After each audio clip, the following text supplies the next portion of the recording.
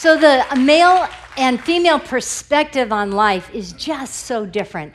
And we're going to talk today about raising sons and daughters. I never believed that it would be such a controversial thing in our society about raising sons and daughters. And your kids' most important question that they're going to ask is, who am I? And what was I made for? And so we're going to talk about God's design. We're going to ask the question if science supports that. And then we're going to tackle some of society's big issues right now. But let's just start with looking at the Bible. It presents the world and everything in it, and what we were made for and how we were made. So if a society begins to lose its way, then you have to go back to the beginning to try to remember, where is it we're trying to get? And Genesis is like a mission statement for the people of the earth. So when we ask, where does my identity come from, my own self-understanding of who I am, is it something we can create, or is it something that we're given? Secular society says you create it. There is no designer. Therefore, there's no design to inform you or to guide you along the way. And since we evolved and we made ourselves, every society just made up its own rules. We socially constructed who we were, and therefore we have the right today to deconstruct everything that went before us and redefine it all according to how we feel. They also tell us that our self comes from internal feelings rather than external realities, and that those internal feelings are a better guide than our body or our nature, and it's really just okay to disregard those realities. But the Bible says very different. It says it is a gift given to you by God. Your identity comes from Him. He's your maker. He's your creator. In fact, Psalms 103, I think, says, it is He who has made us, not we ourselves. So we are created with a design and a purpose, and it's interesting how it's always in family terms. God says, I will be a father to you. You will be my sons and daughters. And He also says, I won't leave you as orphans. An orphan is all alone to figure it out without any guidance.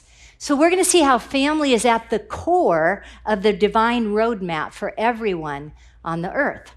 So first He says, here's how you were made. God in Genesis brings all creation into being. He assigns purpose for every created thing.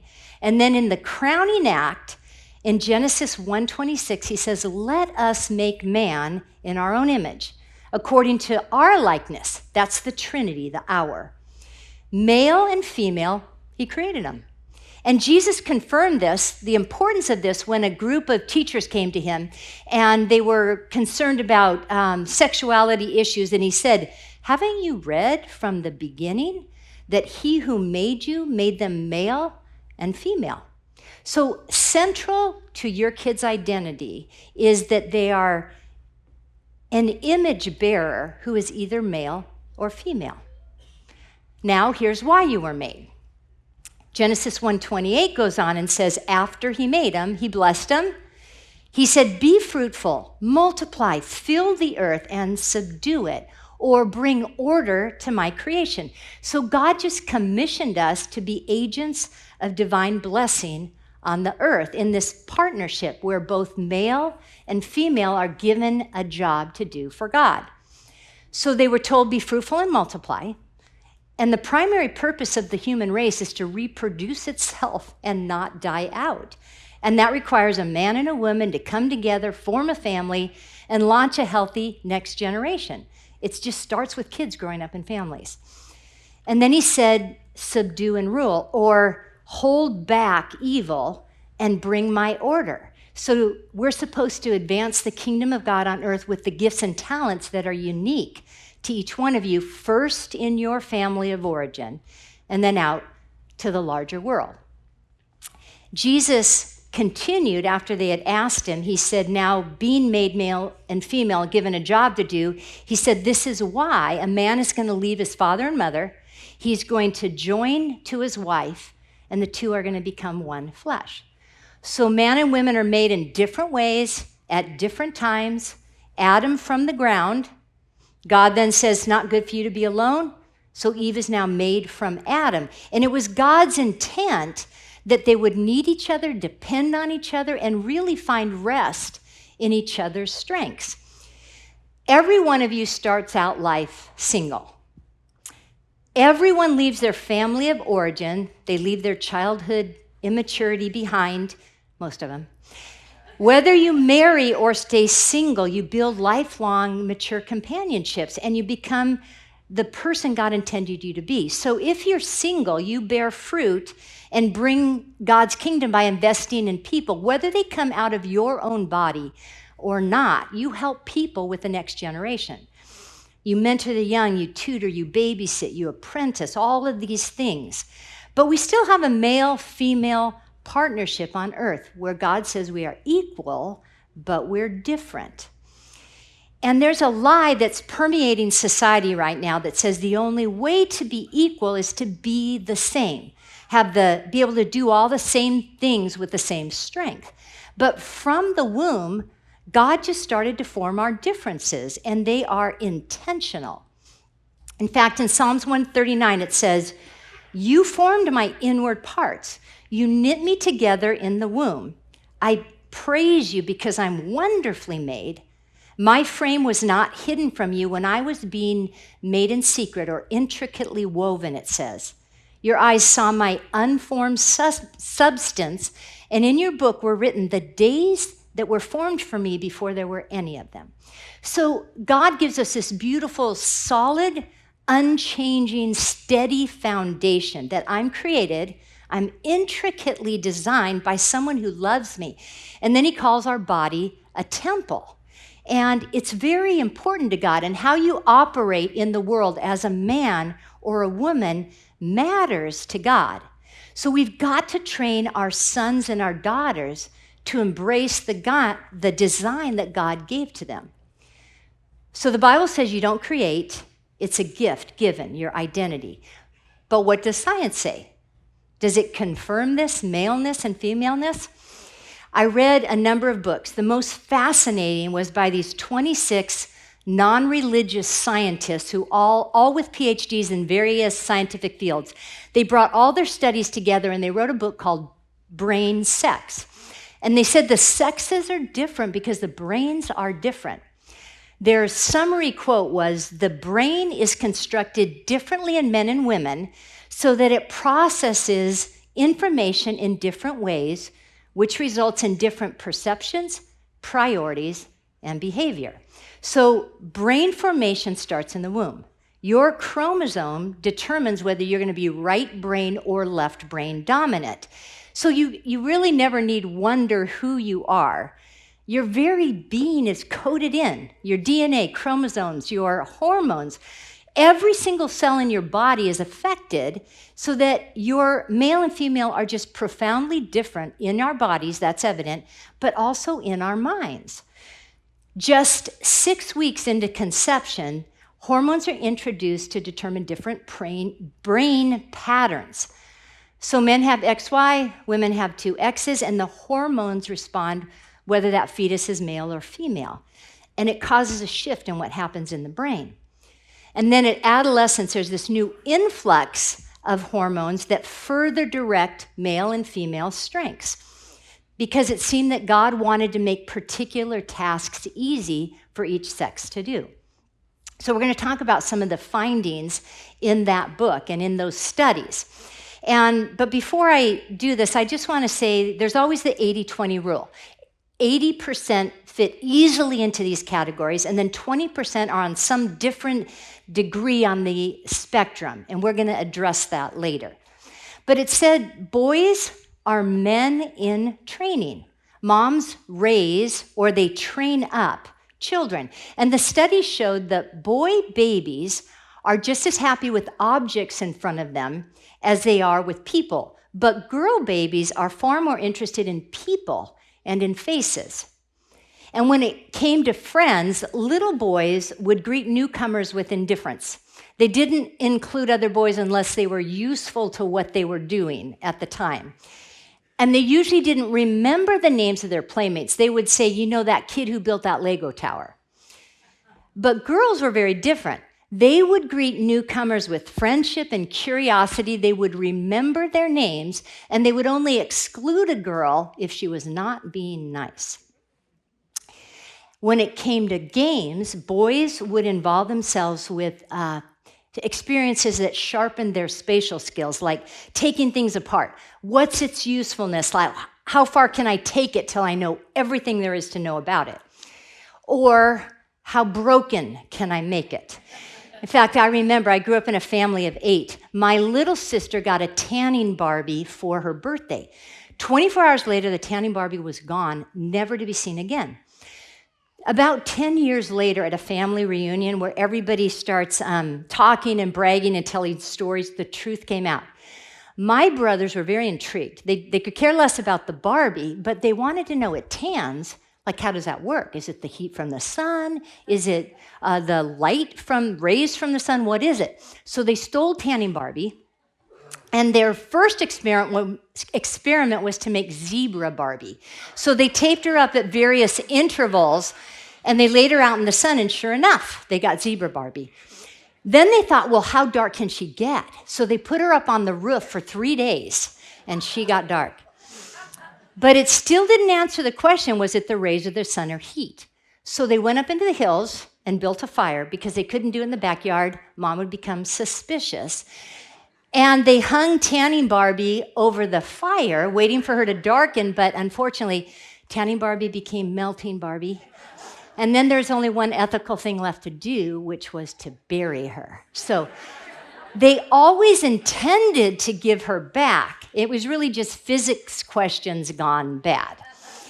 So exploring spaces and conquering environments and overcoming obstacles are all a part of boys growing up. And eventually, that exploration all leads to mastery in a profession or a skill. But it always starts with games and like boys racing to circumvent a room without touching the ground.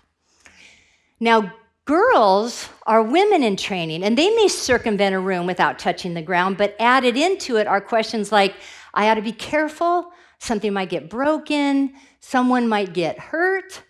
And if someone did get hurt, the girl would stop and go check on her playmate. Whereas the boys racing, they may look back, and as long as that boy wasn't bleeding out, they would continue, identify who the winners and losers were, and then they would go back and help their friend. Young girls always involve themselves in these studies in experiences that strengthened like interpersonal skills, like listening and cuddling and talking. And they'd opt for more sedentary games like that involved turn-taking, like hopscotch. I'm done, now it's your turn. So being nice and careful with each other's feelings. They were less competitive because her bent as she grew up, her strength was going to bring people together in harmony. And at Christmas time, of course, I had 3 boys, and they weren't as interested in Christmas things like you saw in the first video. So I brought my nieces all over, and can I have that picture? Cooking. We were singing songs, and we were decorating the Christmas tree, and they wanted to commemorate the event with a picture. And there were little boys running around all over. They were not interested in what we were doing. They had guns, they had swords and arrows, and a little brother poked his face around the corner, said, what are you doing? And the girls, in their nurturing love, said, come on, we want you in the picture. He said no 5 times. Finally, they brought him in because they knew that was what he needed, and this was the end result. Can I have the next picture? One of these things is not like the others. So these are just children's natural inclinations, and the studies prove this.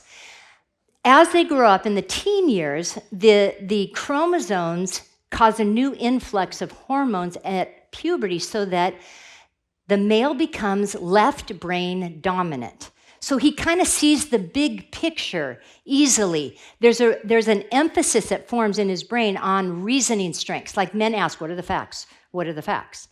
And they see the forest, whereas women see the trees.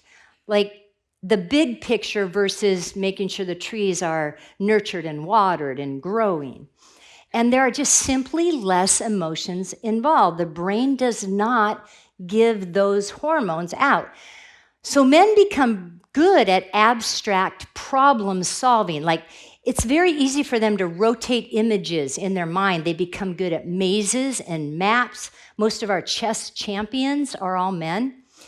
And so they gravitate toward the STEM fields: science, technology, engineering, math. They feel the need to solve problems, which also explains why they don't like to ask for help. I would always wonder, why don't you stop and ask for directions? Well, there's a need, there's a feeling that I've got to solve this problems. And also in the music field, there's far more male conductors than there are female, because there are math skills and seeing patterns that are involved in overseeing an orchestra. But there's far more female musicians because of the fine motor skills that women have. It's kind of like in texting. Far more men will voice text, whereas women have ease with finger texting. It's all a part of the brain formation. And men can't move between topics as easy as women can, simply because there's not as many connectors between both sides of the brain. Then it says in Scripture that God took man and he put him in the garden to cultivate and keep it. So that means to oversee its healthy growth. All alone, Adam did this, and a few verses later, Eve is brought into the task. So a family has work to accomplish in the field and in the home. There's a division of labor is really at the core of all of society. Everybody exercising their strengths to the greatest possible good. So with men, remember we have boys in training to become men. Working to provide is at the core of manhood. Do you know that their metabolic rate is higher? They can stay warm longer in cold conditions, like this sanctuary. Hunt, gather, times in wilderness.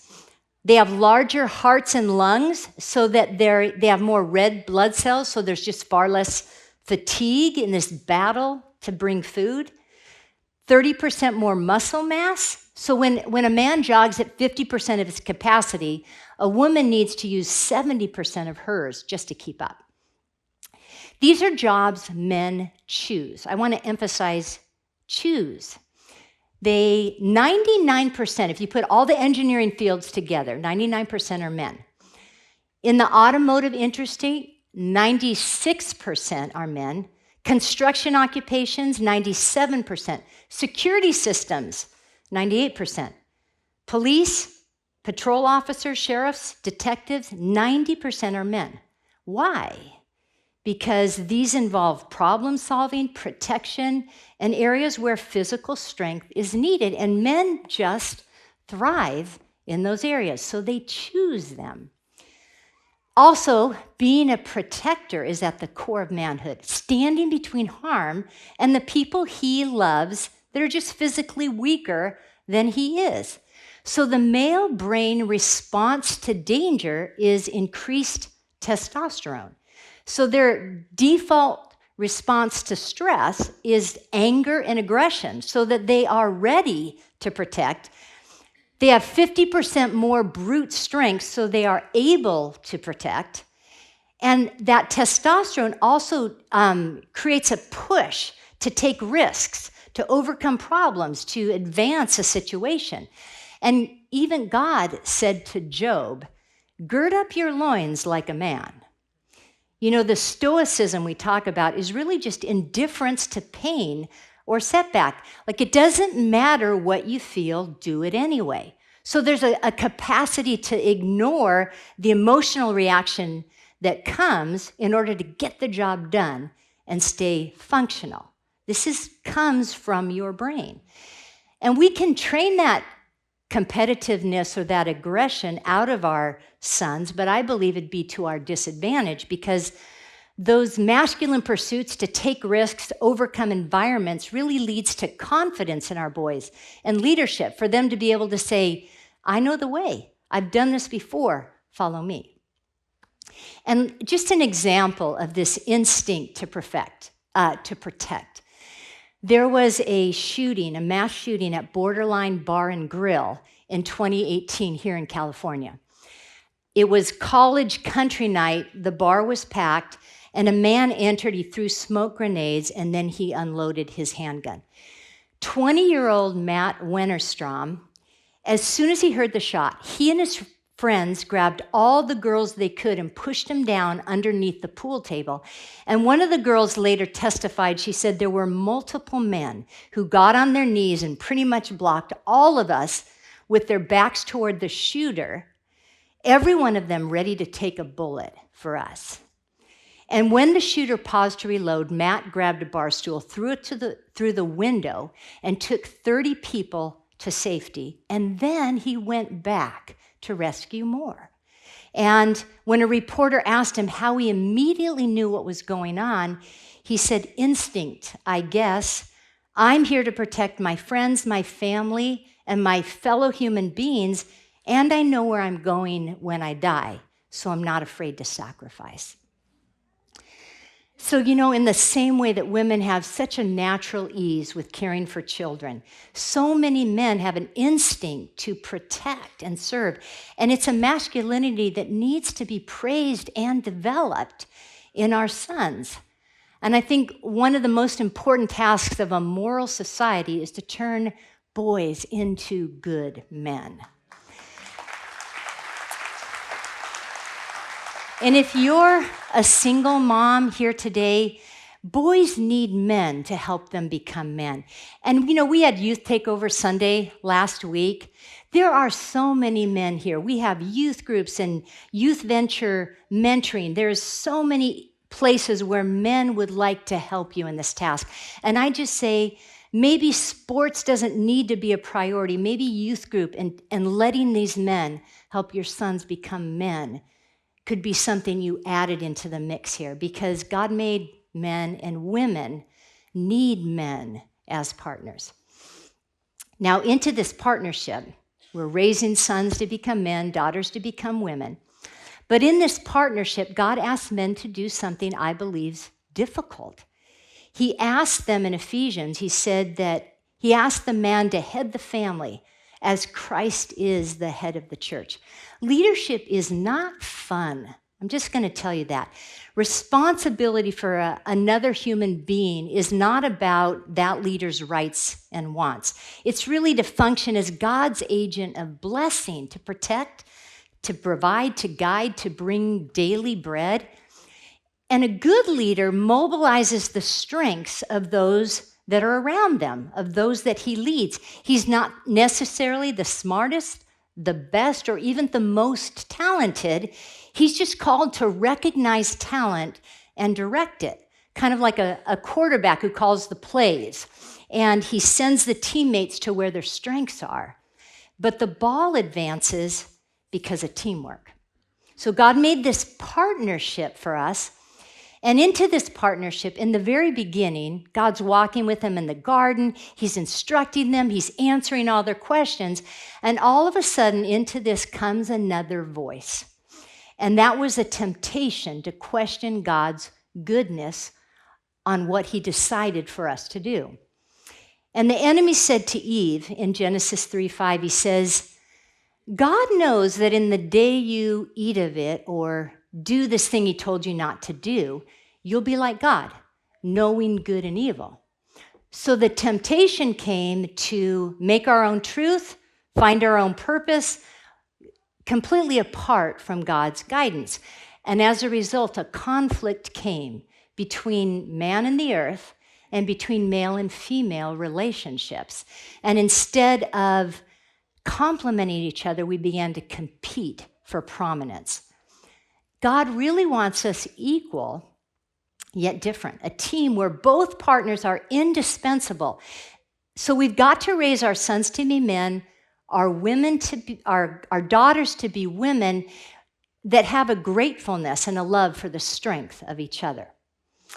So let's take a look at some of the strengths of women.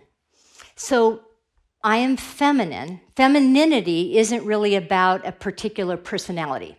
Like a woman can love hunting and fishing and sports and be just as feminine as a woman who loves interior design, caring children, and I think shoes are in there somewhere, I'm not sure, but femininity is kind of rooted in who God made a woman by her biological makeup, but also her inward spirit.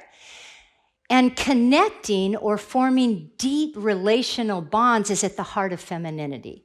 So women are most fulfilled when they're deeply connected to the people that are around them. And they love providing environments that nurture. Whether single or married, a woman feels the need to make a place where people feel at home and have a sense of belonging. And those two X chromosomes, women tend to become right brain dominant. So men have more gray matter, women have more white matter. Gray matter causes men to excel at information processing, problem solving, whereas gray matter causes women to excel at networking and language skills. So it just results in different styles of reasoning. And women have 4 times as many connectors between the right and left sides of the brain. So it makes multitasking so much easier for a woman. So they become great managers in HR departments, or it really helps in raising children with the constant interruptions. Teachers, there are far more teachers managing classrooms that are women. And women use 50% more words than men, but they use language primarily as a means for connecting, not problem solving, like men. So when men and women are talking and the problem has been solved, and the woman keeps talking, the man wonders, why are you still talking? And she is just still connecting. You need to understand that. So men may read maps better than women, but women tend to read people better. So which is more important? Well, it all depends on the need of the moment. If I'm lost in the Arctic, I'm going with the man and the map. But if I'm maybe trying to understand a child, I'm probably going to go with the woman.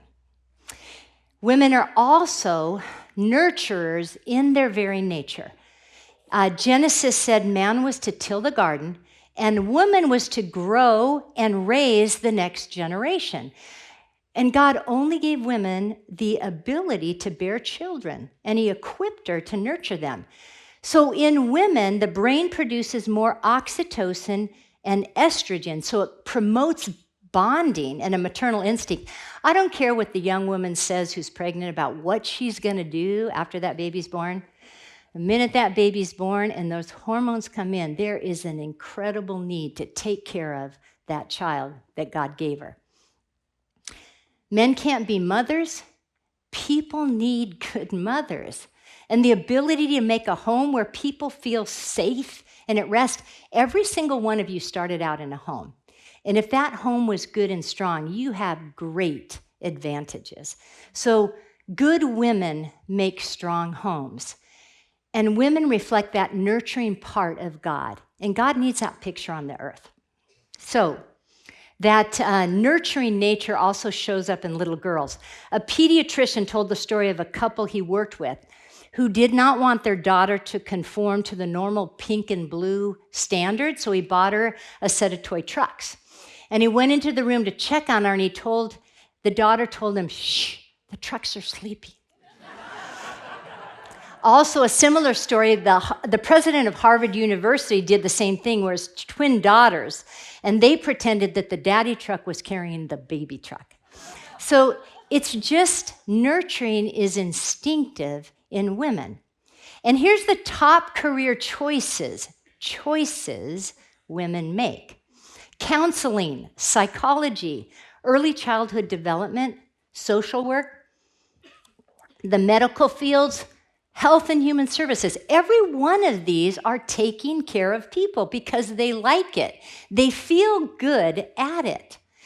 And when a family's involved with a woman, she doesn't tend to choose overtime. She wants to be with her family.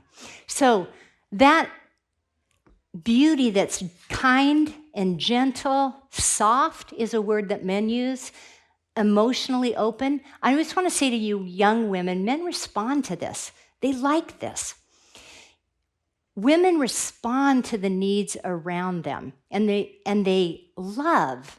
And you know, one Christmas, Everyone had gone home. Everything was done. Mark and I were sitting together, and he looked at me and he said, "You make Christmas."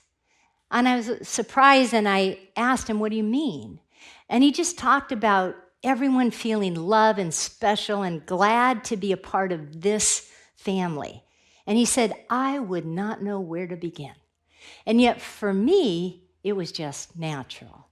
So society can't survive without mothers and healthy homes and really the nurturing strengths of women. And God values this. And honestly, civilization is going to rise and fall on whether we as a church decide to find this as fulfilling. So identity is who I'm created to be. Purpose is what I'm uniquely designed to do, and wisdom is being successful in doing it. The Bible and the science line up. But in this process of raising and training sons and daughters to embrace their design, what about that kid who doesn't fit the norm? Is the answer to not be male or not be female? Because there's just normal teen anxiety out there about not fitting in. Which of you who wants to go back to the teenage years? No one is going to raise their hand. Every one of us were anxious because teens start to look outside the home to say, where do I belong? And they look around and they ask, am I like that group over there? If boys are less competitive, less interested in sports, maybe like writing stories, poetry, focusing time on more academic pursuits, or girls who are just more drawn to male-dominated fields, really just God-given interests that are different from the norm. In the past, a girl was just a tomboy. She did those things, but she was always a girl. But when the answer to the question is no, I'm not like them, and they don't want me, the more time that child spends on social media, the more they will be told that their true happiness, their way out of the anxiety that they're feeling, will be to leave manhood and womanhood behind and to move toward defining some mix of gender that they're happy with. And there will be an online support group to encourage them. And they will be told that your anxious feelings right now are your true guide. And can you imagine the fear and insecurity of trying to figure this out? I remember one girl said, when told to choose her gender, she said, "I think I'm bi, but what if I'm not?" And then she's told, well, it's fluid. It can change at any time. And what we know is that they never end up finding solid ground. Let me show you this girl, Chloe Cole. She transitioned at 15 years old, and then she detransitioned 11 months later. This is her testifying before California Congress about the horror of the whole encounter. She said, "I wasn't good at being a girl, but I wasn't good at being a boy either. And somebody needed to help me figure out my problems. I didn't need this." And she testified and said, "Now I just want to be a girl." 11 months, you guys, 11 months. "But I'll never be able to nurse my children, and I'm afraid of what the puberty blockers might have done to my brain." So in this process of raising kids, Stephen Levine, who is a professor of psychology, he said, we must never forget this vital statistic. 85% of those experimenting outside of their gender with other identities return to the gender of their birth by adulthood.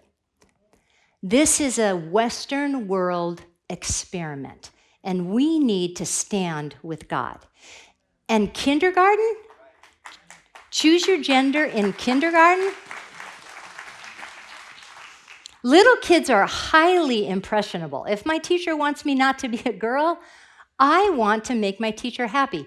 A national comedian said if kindergartners got to choose who they wanted to be, he said, we would just have a nation of cowboys and princesses.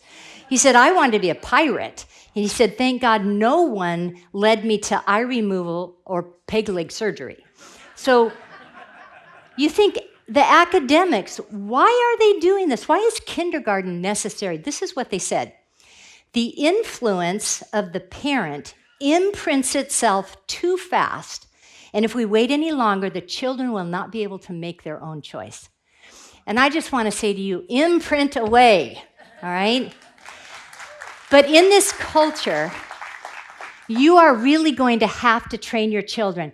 Danny and Nitsa in the parenting class say whoever informs the kid first becomes the expert. So in your bulletin that you were handed coming in, we have at the top of the bulletin 2 parenting resources for you.